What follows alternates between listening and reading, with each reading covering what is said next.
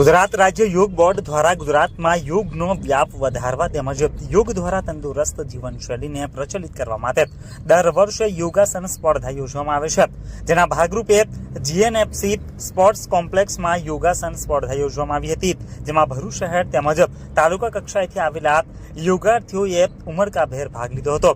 અલગ અલગ કેટેગરીની યોગ સ્પર્ધામાં યોગ પ્રેમીઓ તેમજ યોગ ટ્રેનર્સ અને કોચે પણ ભાગ લઈને યોગને દૈનિક જીવનશૈલીનો ભાગ બનાવવા લોકોને પ્રેરિત કર્યા હતા।